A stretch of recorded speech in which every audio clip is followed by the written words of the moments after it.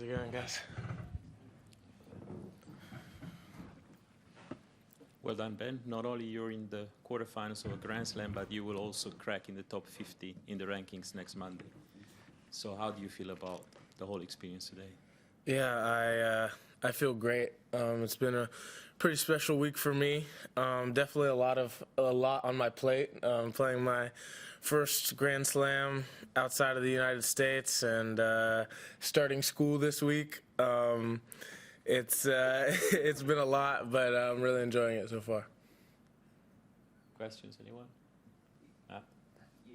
You didn't like write a note to your professors or anything like, guys, Australian Open, got these matches, can I hook up next week? No exams yet, so it's going to get interesting when my exam dates might conflict with some of my matches, but it's been a few assignments here and there, pretty easy stuff. Kathy? Ben, congratulations. Thanks. Just wondered how much of a surprise this success is. When you got on that plane to come here, what were you expecting? Yeah, definitely a surprise. I got on the plane with no expectations. I know that it's very hard to adjust to Australia from the United States, just with the jet lag, time change and everything. And it being my first time and never being out of the United States, I knew it would be a struggle. So I think that it maybe has helped me a little bit, kind of not having that expectation or the feeling that I have to perform, but being able to just go out there, be myself and play free. I think that's been a big contribution to my success. Howard? What would you say has been the biggest pinch me moment, the thing that sticks out as striking you as, wow, this is happening? I mean, each match that I've won here has felt the same. You know, it's a mixture of joy, relief, and I just have that feeling of ecstasy, right, when the last ball lands, that I did it. So to be able to do that on this stage 4 times in a row, that feeling over and over again has been pretty cool. Hi. I saw your tweet with SportsCenter. Must be excitement that you are all over the news in America. First of all, a lot of young players can play good tennis at slams. The physical ability is something else to do it match again, also in the second week. Where would you rank yourself in the physical abilities after such a long match like today? Yeah, I think I'm in a pretty good place physically. I think that since the last Grand Slam I played in the U.S. Open, where I was really struggling, 5 sets in the heat, I barely survived. My fitness wasn't near what I needed it to be at, and so I've worked really hard these last 5 or 6 months to get to where I want to be, and I'm still not there. There's still a lot of improvements that I can make, and I'm young, and I have time to make those improvements, but I feel pretty confident in my ability in the upcoming, hopefully, matches that I can go out there and I can last 5 sets with anybody. So I'm definitely taking care of my body the right way and trying to bring myself to peak performance for these matches. Anyone else? Can you talk a little bit about the influence your dad had on you? Yeah, he's definitely been the biggest influence in my tennis. Being a former pro, going through this whole process in a similar way. He didn't have near the amount of opportunity that I had growing up in terms of tennis. He had a much harder path than me.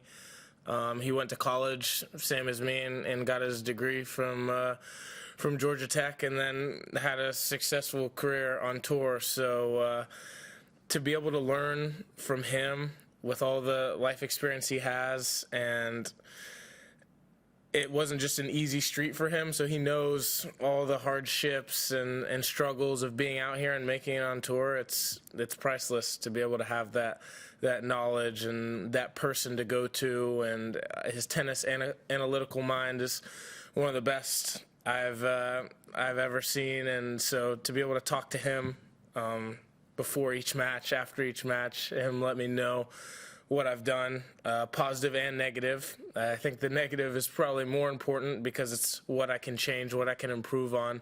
It's been a great resource. Obviously, you know, you've been a part of a few special events at the U.S. Open and here.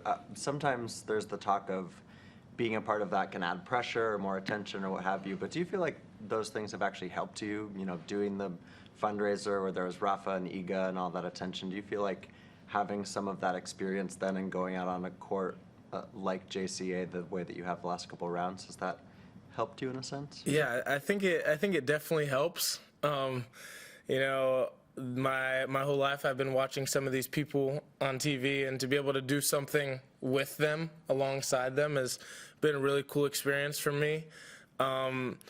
Makes me feel like, yeah, you know, I belong here, you know, and this is something that I've earned, and I'm looking forward to continuing to do more of, because I enjoy doing things like that. I don't think it adds extra pressure. I think it makes me more excited for the tournament, to be able to see crowds like that at the Tennis Plays for Peace or the Kids Day here, and be like, man, if I go far enough in this tournament, maybe I'll get a chance to play on this stadium with Rod Laver and Louis Armstrong. So it's definitely something I enjoy doing.